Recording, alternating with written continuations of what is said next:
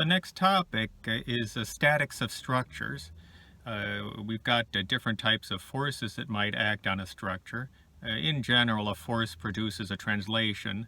If you have two forces, they can possibly form a couple that would cause rotation. And also a moment causes rotation, so we might have forces and we might have moments acting on a structure. Do you know what transmissibility is?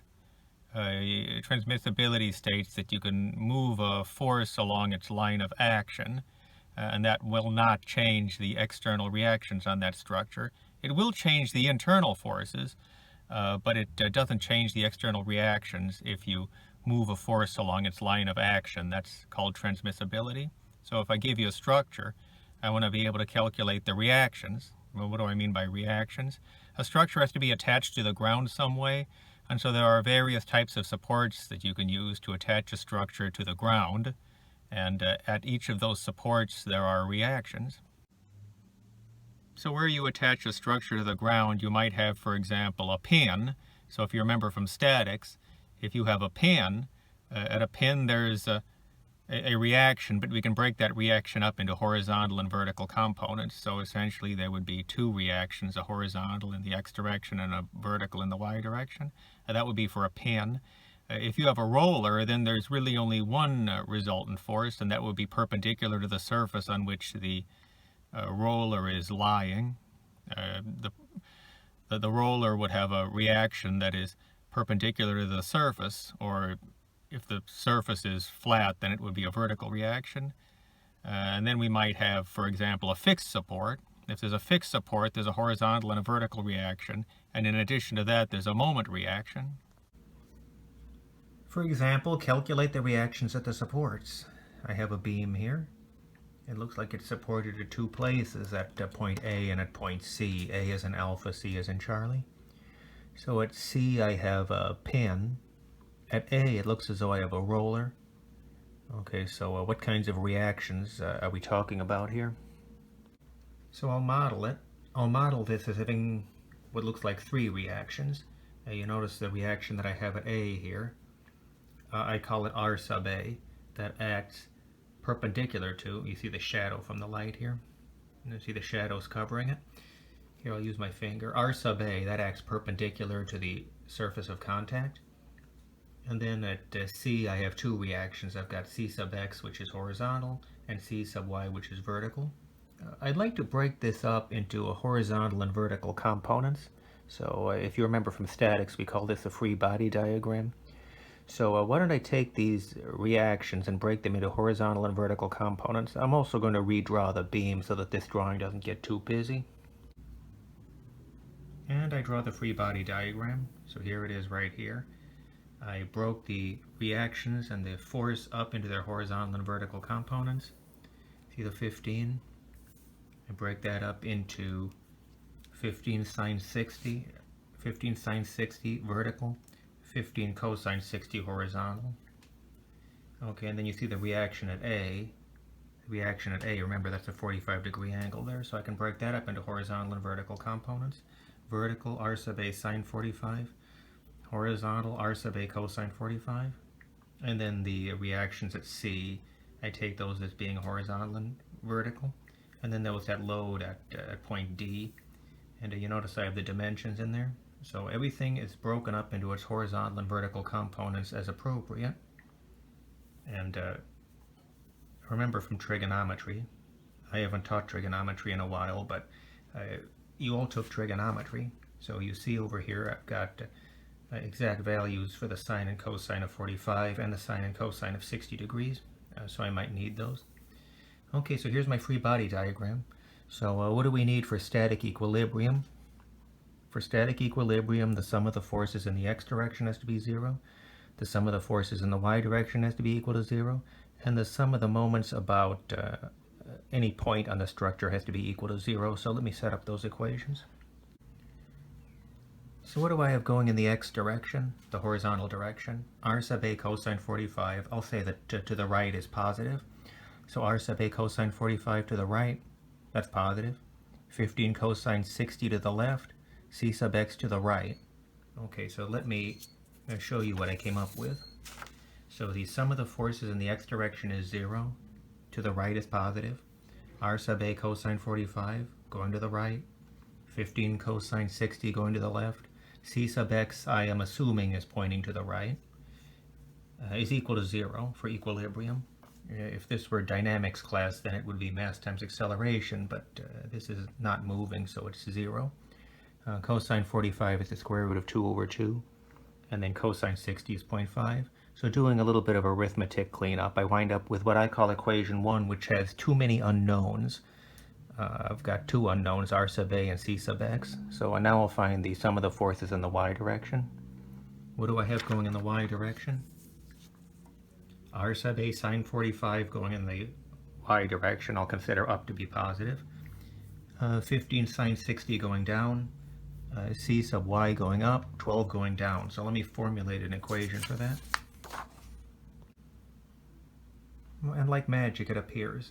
The sum of the forces in the y direction is 0. Ra sine 45 going up,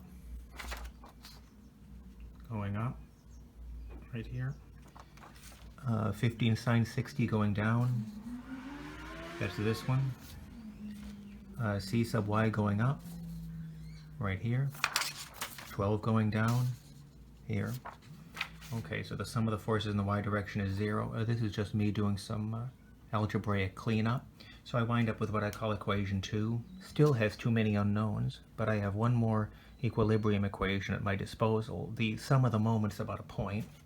Let me go back to my free body diagram. I'm going to take the sum of the moments about point A. The left side is point A, so I'm going to take the sum of the moments about A. So I'll follow the right-hand rule. Counterclockwise is positive. Use the right-hand rule. See, I'm curling my fingers in the counterclockwise direction. You see my huge hand? I'm curling my fingers in the counterclockwise direction. My thumb is pointing out at you. So that'll be the positive direction. Okay, so the sum of the moments about point A is 0. So how do I set this up? Negative 15 sine 60 degrees, I'm calling that a force. Go back to the free body diagram. Okay, so what am I referring to here? Negative 15 sine 60, that's the force that's tending to want to rotate this in a clockwise direction. If we imagine that this is rotating about point A, the moment about point A, the 15 sine 60 tends to want to make this go clockwise, and the moment arm on that is 6 feet. Okay, so what did I put in here? Negative 15 sine 60. Negative because it tends to want to rotate in the clockwise direction. And then the 6 is the moment arm. Okay, what else have I got? C sub y. Well, I'm calling it a force here. It's better to call it a reaction. Okay, so reaction C sub y. Okay, that's right here. Okay, how far from A is that? 6 plus 8. What is that, 14? Okay, so moment arm 14. Minus, why minus? It looks like I've got a clockwise rotation here. See the 12? If it's rotating about point A, rotating about my finger, the 12 would want to make it go clockwise. Clockwise is negative the way that I set this up. So 12 times moment arm 17. Where does that 17 come from? Between A and D, that right end is point D where 12 is acting. That's 6 plus 8 plus 3. I think that's 17. Okay, so 12 times 17 is 0.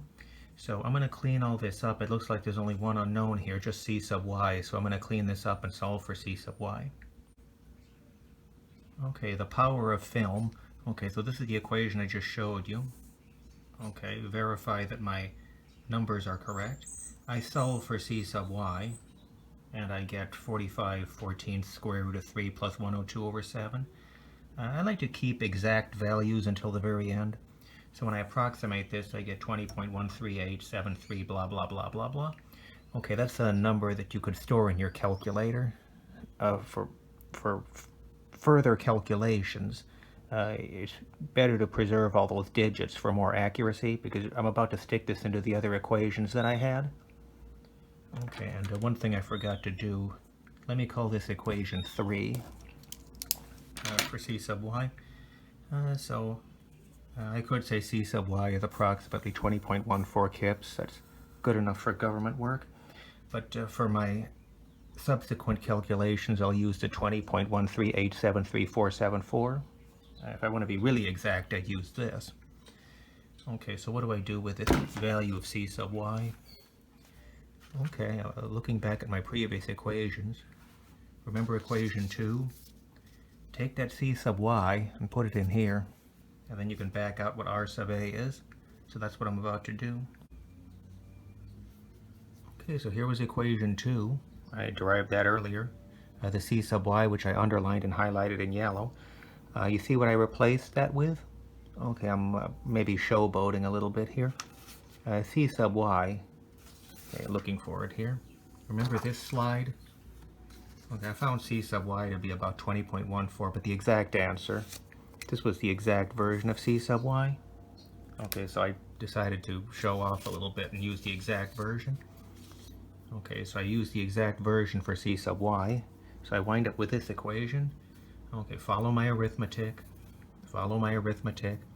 and I find r sub a. This is the exact answer. I could have distributed the 2 over square root of 2, but I get 6.86126 kips. I can round that to 6.86 kips. You notice that I give the angle here 45 degrees.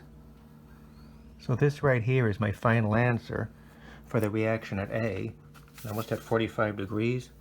I remember how that reaction was at an angle. Okay, so I have to reflect that in my answer.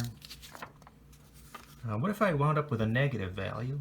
If I had found a negative 6.86, that would just mean that I assumed the wrong direction in my original free body diagram. The fact that I wind up with a positive means that I correctly assumed this direction. R sub A is pointing in this direction. Had I got a negative, it means it actually would have been pointing in this direction. Okay, so that's my R sub A. So I have, what do I have? I have R sub A, I have C sub Y. There's only one unknown left, just a C sub X. How do I find that? Remember equation 1? Remember this slide? Equation 1 from a long time ago. I know what R sub A is. I'll try to use an answer that's pretty close to exact. For the R sub A, I probably won't use this, but I'll at least use the 6.861264.023. So store that in your calculator and stick that into equation 1 in place of R sub A, and then you can find C sub X. Okay, I rewrite equation 1, R sub A, I just found that. So what I highlighted here in yellow, I'm replacing with the 6.86 value. So back out what C sub X is. I get C sub X is 2.648 kips approximately. So now I'll go back to my original free body diagram and write all these results. Okay, so I'm going to bring back the old slide. This was the original drawing, remember this? Okay, let me look through my notes here. What did I get for R sub A? 6.86? Okay, so write that on here. And then put a box around it so that when you look at this, you realize that you had to come up with that. That wasn't given. That's why I put the box there. And then what else did I get? C sub X, 2.648, I believe.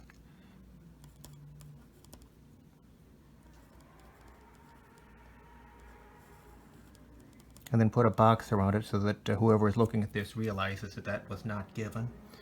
And then the C sub Y, what was that? 20.14 going up.